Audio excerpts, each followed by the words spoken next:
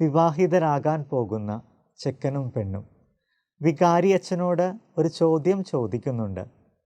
What is the most important thing for a successful married life?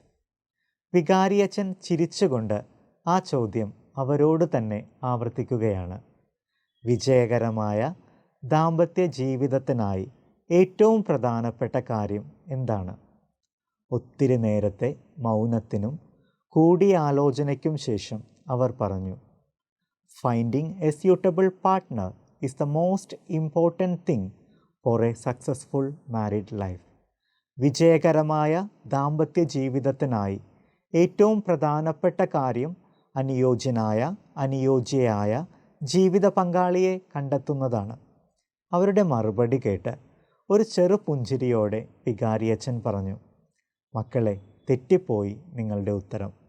അനുയോജ്യയായ ജീവിത പങ്കാളിയെ കണ്ടെത്തുന്നതിലല്ല, അനുയോജ്യരായ ജീവിത പങ്കാളിയാകുന്നതാണ് വിജയകരമായ ദാമ്പത്യ വിജയത്തിനായി ഏറ്റവും പ്രധാനപ്പെട്ട കാര്യം.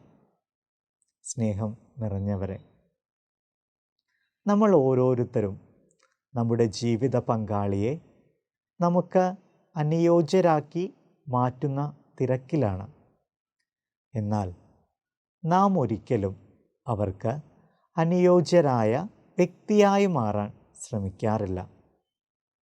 വിജയകരമായ ദാമ്പത്യ ജീവിതം അനുയോജ്യരായ ഒരാളെ കണ്ടെത്തുന്നതിലല്ല, മറിച്ച് സ്നേഹത്തിലും ക്ഷമയിലും ത്യാഗത്തിലും വളർന്ന് നമ്മളെ തന്നെ അനുയോജ്യരായ ജീവിത പങ്കാളിയാക്കി മാറ്റുന്നതിലാണ്. ഓർക്കാം ദൈവവചനം. പൂർണ്ണമായ വിനയത്തോടും ശാന്തതയോടും ദീർഘക്ഷമയോടും കൂടെ നിങ്ങൾ സ്നേഹപൂർവം അന്യോന്യം സഹിഷ്ണുതയോടെ വർത്തിക്കുവിൻ. എഫെസോസുകാർക്ക് എഴുതിയ ലേഖനം 4-ാം അധ്യായം 2-ാം വാക്യം.